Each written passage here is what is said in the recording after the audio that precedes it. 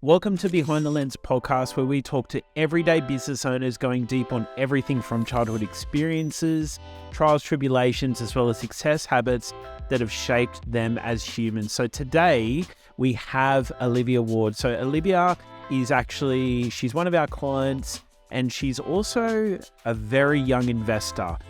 She has a really cool story about how she was working in an Optus call center, earning an average wage, and managed to buy her first investment property using what she had and really having a big why. And she'll talk a little bit about this during her share. But this is a really cool episode, especially for someone who's young, who is determined, and just made shit happen. So today's podcast is powered by Triple Effect, where we create 6 months worth of video content for YouTube, Facebook, LinkedIn, Instagram, and TikTok, and film it all in a space of 2 days. So everything from scripting, filming, editing, as well as publishing up to 3 videos weekly. If you're interested in finding out more, head to tripleeffect.com.au. Otherwise, let's get started with the show. So welcome to today's podcast. Today, I am joined with the amazing and beautiful Olivia Ward. So Olivia is actually a client of ours, and we've been doing some videos for the last couple of months, but I'm super pumped to have Olivia on, as she's someone who has a lot of energy, is bringing a lot of the best way I can explain is I feel like you're bringing a very different vibe into the property space. I work with a lot of different buyers agents, and obviously you're very unique and whatnot. So if it's okay, I'd love to hand over. For those who do not know who Olivia Ward is, do you want to just give a little quick intro as to what you do and who you are? Yeah, thank you. Okay, what do I do, who I am? So I'm a property coach. I randomly gave myself that title, not actually knowing what that even means. I was like, I'm just going to give myself the title. Yes. The idea was, I was like, I just want to help people build a property portfolio like what I did.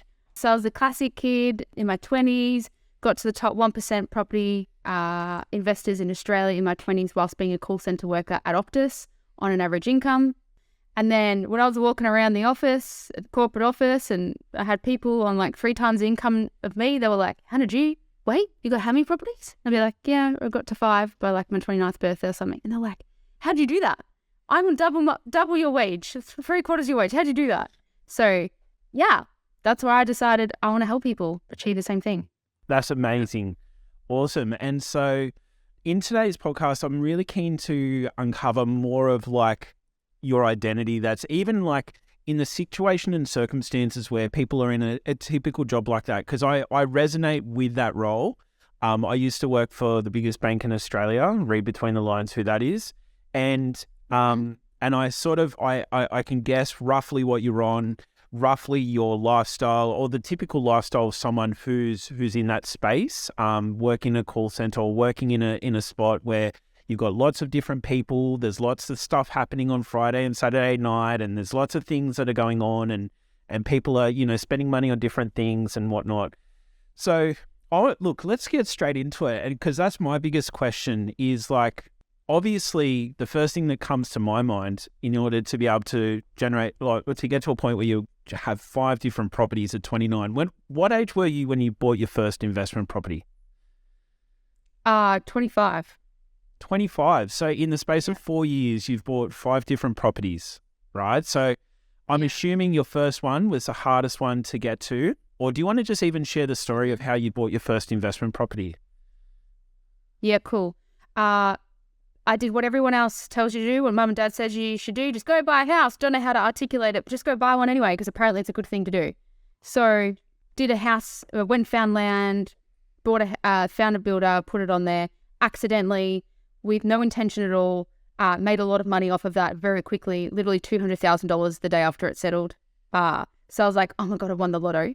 And then from there, I was like, oh my goodness, I need to actually do something smart with this. Like, I knew it was leverage. I knew I could do something, but no one else in my life had been successful in property. Like, I actually knew no one who had more than 2 properties in my life. So I went straight to YouTube and I was like, Property Investors Australia, something like that. And then I just went gun-ho once I found this one particular person that I really aligned to from a values person. I just really liked their mojo. I just let, and they just happened to be very successful. and I kind of just mimicked what they did. And then I was like, right, well, I'm not going to live in this first property. I'm going to do what everyone tells you not to do. I'm not going to live in it, even though everyone tells you to live in it, right? So I went against the grain. Majority of my portfolio from what society and the tells you to do. So that and then you go. Sorry, go on. No, I was going to say, and then so the real pivot was when it was from property 1 into deciding what I was going to do with that money for property 2 and 3. So then I went bang bang and bought 2 at once. But I'll never forget, I sent a text message to a bunch of people who I thought were kind of experienced enough in my world and said, hey, what should I do? Should I do option A, where I go and do what everyone else is saying, or should I go against the grain and do option B, which is what this guy, this complete stranger who I'd never met online, that he had already succeeded in where I wanted to go. I was like, do I go with this stranger that I've just been following on YouTube? And I did that. And it was the biggest pivotal moment in my portfolio phase that I just decided to do. And I'm so glad till today they're the best properties I've ever sourced or have in my portfolio. So yeah, that's amazing. That's really cool. So look, I'm really cool. I'm really interested in like diving a little bit deeper and getting to know you a little bit more. So obviously the first thing that comes to my mind is you're either really good at saving or really good at understanding what you want. Talk to me about how the journey to even just getting to that phase of your first property, because, it was about 5 years ago now that I've been in, since I've been in the corporate world. But I can explain my life whilst I was there, especially like I worked from home for a good portion before I, went on to build my business and whatnot. However, when I was in the office, like we'd at least go to the pub, for lunch once a week. If not, go to the pub after work once a week or twice a week. Depending on what's going on, the pub was the answer to all of the stress and everything that was going on within the workspace. And there's so much hype around going to the pub and things like that. Now, I know not everyone loves the pub just as much as I do, but there's a real big culture in the corporate world of like going to lunches, going to these things, and you think about your your expenses and things like that. And because of this world that you have and build outside of work, typically a lot of people don't get anywhere, and hence why you even mentioned like people who were making a lot more above you just had bigger expenses than you did and whatnot. But somehow you found a way to align yourself to property, align yourself to this goal. What was it? Was there someone in your life? What was the leading point to getting to there? Very good question. I honestly think the driving factor for me wanting to build a property portfolio was, this might not be a good thing in the coaching industry, but it's driven by fear of not having control and options in my future, because I seen my parents now reach their 60s when I was in my young 20s, coming into their mid 50s, and both of them in a couple of year time frame had basically just realized that they're going to have to physically swap their time for money, that they didn't make such good financial decisions, even though they had the opportunity to. And that impacted me heavily. That was the driver for me. And that the driver was also like, oh, actually, physically, I'm going to have to look after my mum. Like, my mum has no other option. I am going to be financially responsible for her, whether or not I like it or not. So it didn't just become about me and looking after myself. It now became, well, I've got to look after my mum, and she's done everything to look after me too. So why not? And then on top of that, I was a year 10 high school dropout, by the way. And then I tried my hand. Everyone was like, parents, grandparents, teachers, they were like, you gotta leave school, Olivia, you got no hope, just go get a job, right? And so my dad tried to get me into becoming a nurse, failed at that, couldn't even pass basic exams. And then they were like, oh God, what else do we do with go try be a PCA. Guess what I learned through that? A PCA is a personal care attendant. And I'll never forget, I was working in these aged care homes, and I was spoon feeding all of these elderly people in the last years of their life. And I thought, fuck, life's too short. Life is too short to not live it. And we've got to take advantage of the time that we have. And I said, there's no way in hell that I'm going to continue swapping my time for money when I'm born in one of the top first world countries in the world. Surely there is a way for me to learn how to escape that norm of swapping my time for money. And there was the hardcore facts was that 90% of millionaires were made from property. So I was like, I'm going to work this out because I don't want to end up like that. Because I just knew. You just listen to older people. They always tell you, don't work too hard. Go live. Don't focus on money. So I was like, well, I need to make money passively whilst I sleep. And so property for me was just that thing where I'm like, well, I don't need any qualifications. I can just learn about money online. So that was a bit of a couple of driving factors for you. That's awesome. Isn't it funny the polarity? Like, I think even I've swear I've heard Gary Vee talk about like that exact situation or circumstance. Go into a retirement home, go and talk to some older people, hear their life experiences and things like that. And obviously that experience reiterated not only your family situation, your circumstance and all those other things to drive you to a point where like, all right, fuck, I need to do something about my own financial circumstances, my family circumstances. We need to make something happen sooner rather than later. And obviously you made it happen. So it sounds like you've got some like really good parents who've obviously like really brought you up well and helped you to build those things. Once you realized, is saving something that just come naturally to you? No, I'm actually a horrible saver. I don't like saving at all. I love spending. I like the nicer things in life. But for me, I learned very quickly, if you just make the goal much shorter, if you cut the time frame down in half, the goal feels much more achievable if you cut it down. So instead I was like, well, I've got to say, let's just pretend I had to save 10% deposit on a $400,000 property. So I need to get to 45K. I was like, well, instead of saving that over 3 years, I was like, how can I save this in 12 months to make this period much shorter? Because this ain't fun. And I sacrificed a lot during that time. And so now, just for context as well, I've used zero of my own money to build my property portfolio from the second property onwards. I've never had to put another cent of my own money in. And that's what I like to teach people now too, that like just saving that first deposit is the hardest part. Yeah. Once it's done, it's done. It's so much easier. Then it's just understanding the formula behind it and we can use the bank's money from then onwards. So yeah, don't like saving. And yeah, sacrificed a lot to get to that first deposit. Yeah. But it's over now. Don't need to do it again. Yeah.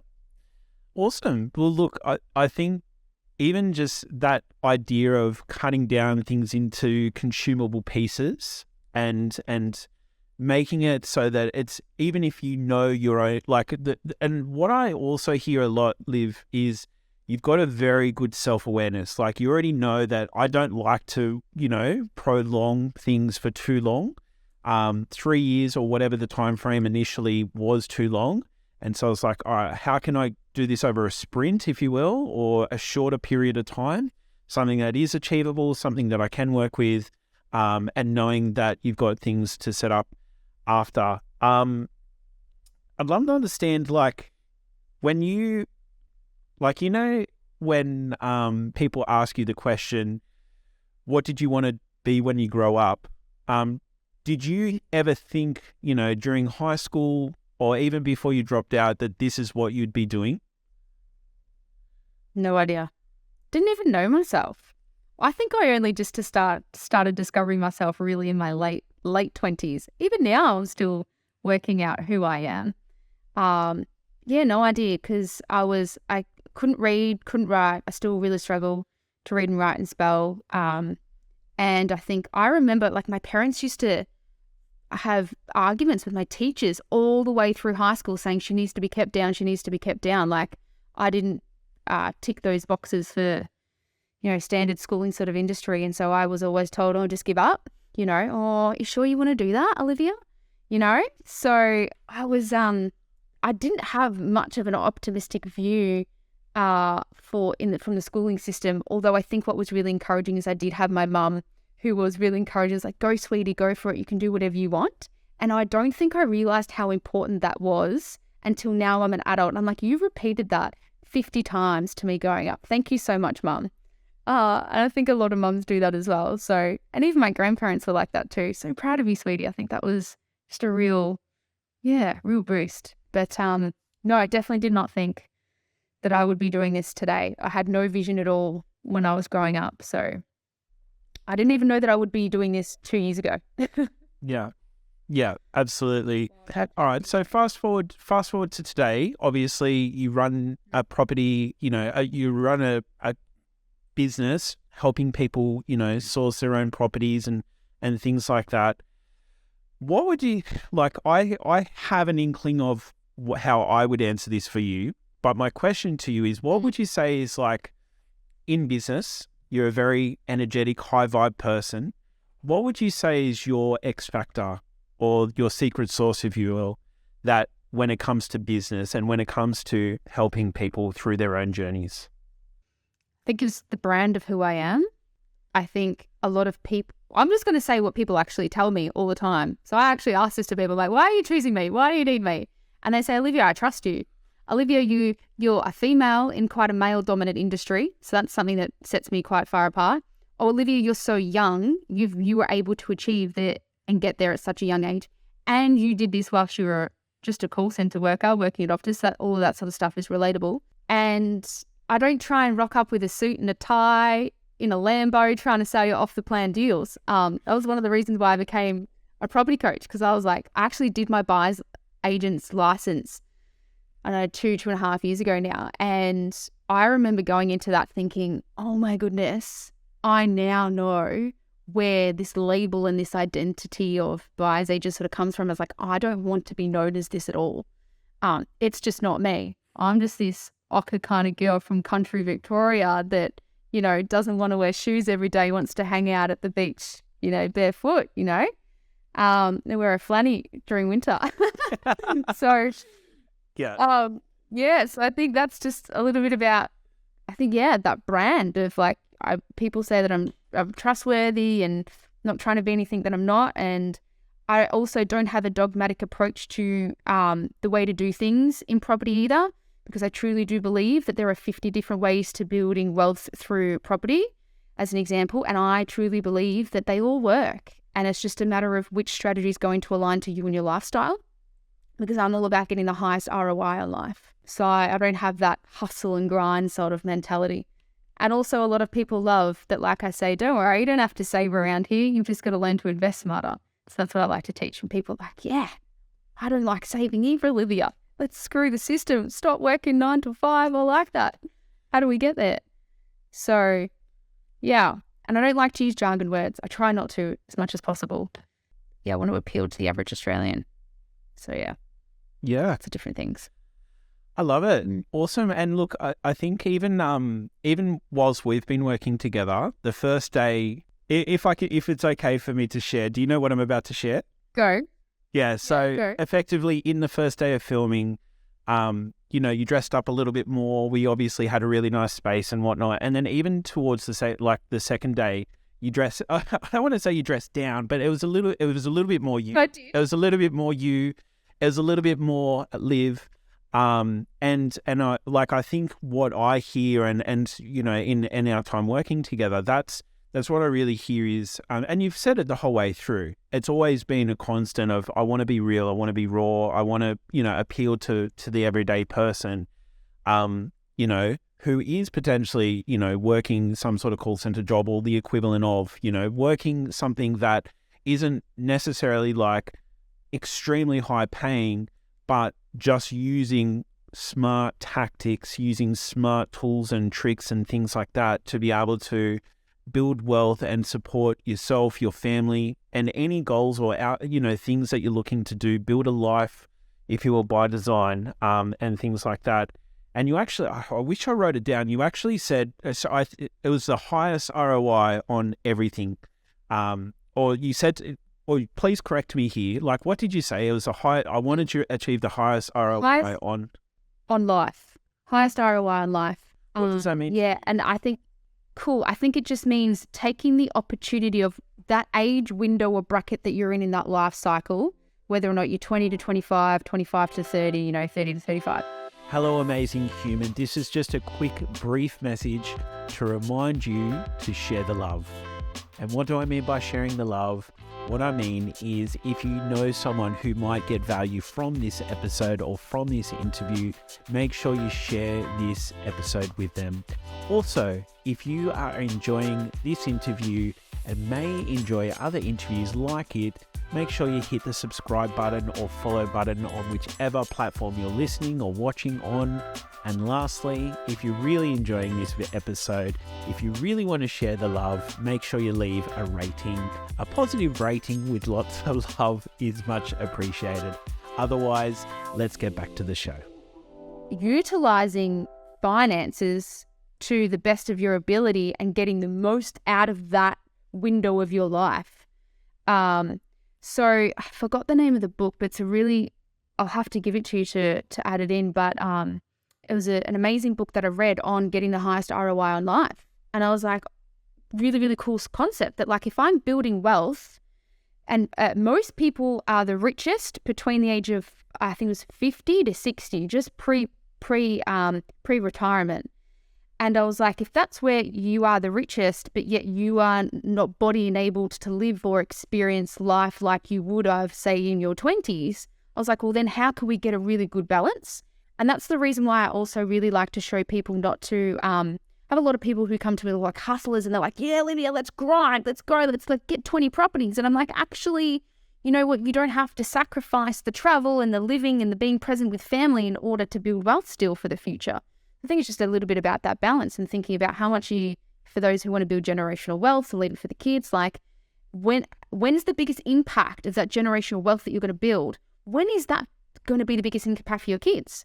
Like most people, right? Let's just say if your average lifespan is 85, you clock it, and then you're like, hang on a second, I've got all this wealth and millions that I'm going to pass over to my kids who are 60. They're not kids. They're adults. In fact, they're already getting on, right? And so, but could there be a period in their life, if you're creating that generational wealth, to pass that on to them at a more impactful lifespan? And so I think about that for everything, as well as investing and as well as coaching and building a business to live life on my terms and our terms as well. So yeah, that was a bit of a long-winded answer. Oh, there's a couple of little gold nuggets on what like whilst you're talking, just for everyone listening, my brain is always thinking about which social media clips are we going to cut out of this podcast. So that's literally what I'm doing. And that's my brain. It never stops. Well, I'm listening, but I'm also thinking at the same time and whatnot. And absolutely, like I love the bigger, longer term perspective. And you're absolutely right. You're still, even coming back to what you're talking about before, you're still working yourself out. Like I think we're all just guessing our way through life as it stands anyway. Like even, for myself as a father, of two children, I feel like a big child myself sometimes, and just like, I'm just reflecting on what my parents did, and then how I treat my kids, and whether I still want to make the same decisions that my parents did, and vice versa, So it's really interesting. And just, I guess, what I'd love to talk about now is I guess the business side of things. It's something that even the transition from corporate world to business world, it's a quite a significant transition, and I'd love to understand. So for those who, like, obviously you're building wealth and things like that, and you've got some sort of passive income that may or may not directly assist that decision and that intention. But like if you were talking to someone who was super passionate about a business idea or something along those lines, moving into a business or moving into a business venture, what advice would you give to someone? So much. Don't try and be someone that you're not. Honestly, just be you. So, copy processes of others who have been successful, but don't try and copy or be somebody else. Just literally, and for a proportion of me doing this, one thing I had to do was actually block out the noise and stop following certain niches. Like I actually stopped following a whole bunch of people in the property market because I was like, what's it called? Imposter syndrome. I was like, oh gosh, I'm not like these people. And I'm like, duh, I don't want to be these people anyway. This is a good thing. So to start off with, I had to do a little bit of that. You might not need to. And only, surround yourself with mentors and coaches. Like coaching is just like, I don't know how many coaches I've had in the past. I've lost count. I'm consistently coaching and leveling up myself, and then they change and they, you get the next person. What's the other thing? And don't put down a 9-to-5 job either, because a 9-to-5 job helps a lot of small businesses scale a business on the side. And that's exactly what my 9-to-5 job allowed me to do. And during that time frame, I was kind of hustling. I was probably working a good 70 hours a week, working 40 hours in the normal 9-to-5 ended up becoming a business analyst working on the Optus app, actually. And, working on that as well as, trying to scale a business of whatever, just start one up. What does it even look like? What am I even doing? But that enabled me to then slowly like started to replace my 9-to-5 job. And I was like, whoop, this is the kind of pivotal change. Now I'm nearly making as much as my 9-to-5 job. Let's leave. And that was the hardest thing for me to do as well, because I loved where I worked. Absolutely loved it. I was at Optus for nearly 12 years. And culturally, it was home. I fitted in there. All 300-400 people there at Optus between Melbourne and Sydney office were my family. So it was very, very difficult to let that old chapter go and open up the new one. And it was the best thing that I ever did, for sure. Did I answer that question? Yeah, you did. You did. And I was almost going to interrupt and say, what advice would you give to yourself? But you pretty much answered that as well. Like, the only thing I want to understand is, like, just at the end there, you were talking about letting go of your Optus family, if you will, or moving on from your Optus family. Like, talk to me about that. It feels like it's who you are in amongst different people, and you're leveling up or you're moving on and making changes and shifts to become someone else into the unknown, if you will. But I'd love to understand, like, what process did you go through to make that shift? Well, I had to do so much personal work the 12 months prior leading up. Stuff on my relationship, stuff on my own self-worth. I had kinesiologist healers, I had astrologists, I had all of these people that I leaned on to say, give me certainty. Can someone just tell me that the move that I'm about to make, is it in my chart? And I'm quite a spiritual person. So I was like, is it in my birth chart, human design person? Yes, it is. Is it in my, birth chart astrologist guy who, predicts my future for me? Yes, it is. And so I just needed a little bit of, I suppose, reassurance for me, because I do truly believe in that stuff. And it's, it's funny how 3 or 4 different of these sort of categories, they all say the same thing. It's like, well, they're all telling me it's got to work out. So I've just got to jump. But I truly believe it's the self-worth. One other big major thing that also helped me feel confident within myself that I could back myself every day in doing this was I read a book. Who's the guy that writes, it's a book called Outwitting the Devil by Napoleon Hill. Yeah. It's the second book that he wrote after Think and Grow Rich. And he'd written this book, Outwitting the Devil. And I remember it was when I had COVID and I was sick to death at the start of 2021. And I had nothing else to do other than just read this book. And I just read it in 2 days and I smashed it out. And it was as if I had been hypnotized in my own mind that I have full control and autonomy over my mind and there is no fear. And if any fear gets in, I can just literally get rid of it. And most people's, from what I've seen, most people's fear about jumping into something is actually of somebody else's opinion. That's it. And it's typically the opinion of those around them that they love the most, whether it be friends, circle groups, mum and dad, grandparents or anything. Fear of other people's judgment of like, not making it.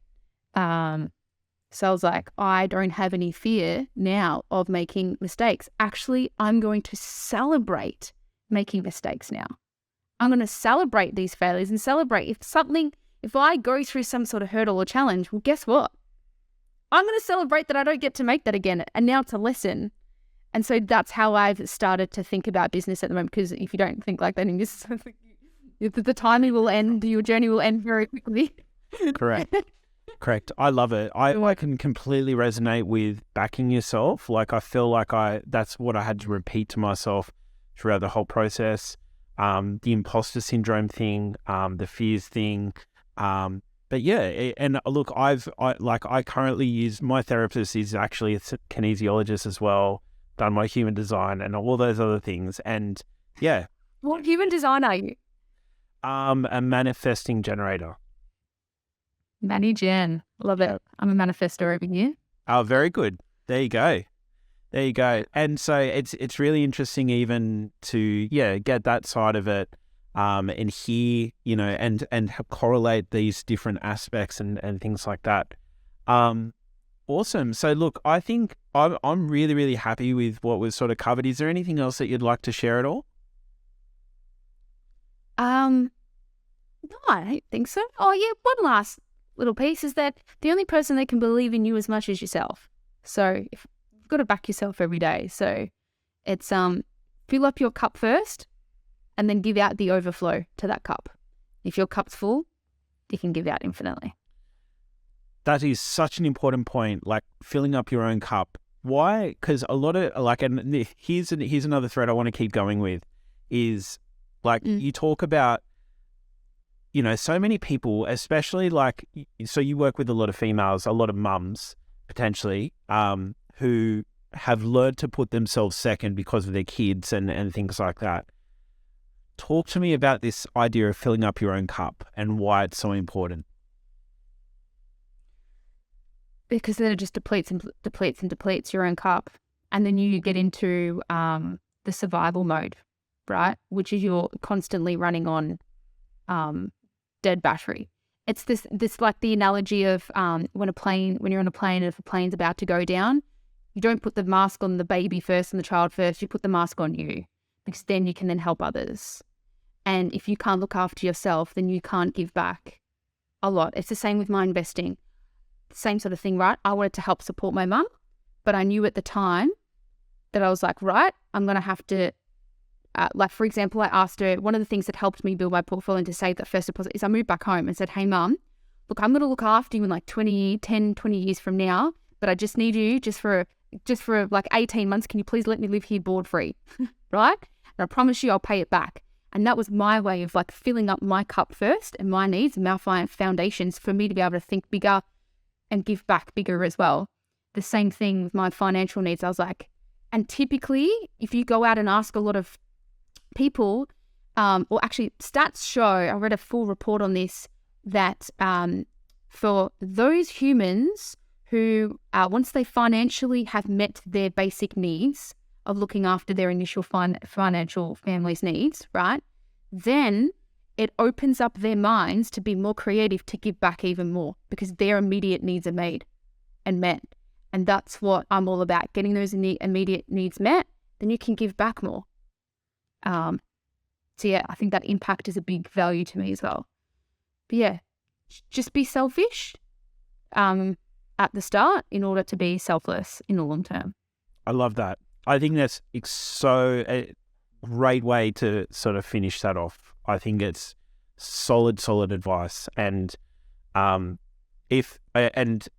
would have probably been a part of me that would have heard the word selfish and been a little bit triggered. And I'm sure some people may be listening, may be triggered, but just feel into it, because being selfish first, exactly like you sort of said, like on a plane, they tell you to put your own oxygen mask on first, then help others. Because if you're dead, you cannot help anyone. But if you are sorted out yourself, that's when you can help others, you can support others. And exactly like you said, like being able to have that financial if you will, financial security to have your initial needs met to a point where you can, make choices, creatively do things and enjoy your life, enjoy the things that you can do rather than look at the limitations of what you can't do and, what's not possible and things like that. I love that. Awesome. So look, if someone's Amen. I love it. If someone's interested in getting in touch with you, Liv, or is interested in finding out more, what's the best place to find you or reach out? Yeah. Thank you for asking. Any social media platforms, look up Olivia Ward, property coach. Heard you've got some really cool videos on those platforms as well. There are a lot of cool videos on there. Or just letting you know, it's a company Triple Effect or something, I think they're called. Yeah, any social media platform, Instagram, TikTok. I have a lot of cool TikTok. I love my platform over there. Or yeah, I do have a website, livetobuy.com.au. You can book a call there as well. Awesome. Well, thank you so much for spending some time with me today. It's an absolute pleasure to work with you and to see your journey and even the chat that we had when you picked me up from the airport before filming and things like that. It's really cool to be able to see behind the scenes and everything else that's happening in your world as well. So it's an absolute pleasure for us to be able to work with you, and I'm so pumped to just see what's happening for you. You're so young and you've got so many different options and opportunities in front of you with where you're going. And if just for those who are listening, make sure to give Liv a follow. She's going to be doing some really cool and exciting things in the future. And it's not like I know something that other people don't. I just know that I get a sense that with the DNA that you have, the way that you work and operate, it's a natural progression to something big and exciting. So I'm excited to follow as well. So. Awesome. Yeah, it's gonna be an interesting story. See where we are. Absolutely. Thank you so much for having me. Appreciate it. Absolutely. Thank you for being on. Enjoy your day and catch you on the next one. That is the end of today's podcast. If you've enjoyed this episode, as I mentioned before, make sure you share the love, share it with a friend, family member, or otherwise. Make sure to give us a subscribe or even a positive rating on the various platforms. And if you're interested in finding out more about Triple Effect and who we are, what we do, head to tripleeffect.com.au. Otherwise, we'll see you on the next interview.